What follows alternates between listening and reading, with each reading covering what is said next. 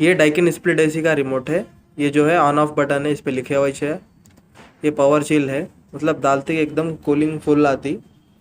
Instant cooling होना है बोले तो पावर चिल पे डाल लेना। और ये फ़ैन का फ़ैन स्पीड ऑटो, लो, मीडियम, हाई। ये स्विंग है, ये ऑन, ये ऑफ। स्विंग सिंबल आया मतलब ऑन, सिंबल चलेगा मतलब ऑफ। टेम्परेचर का है जो अप डाउन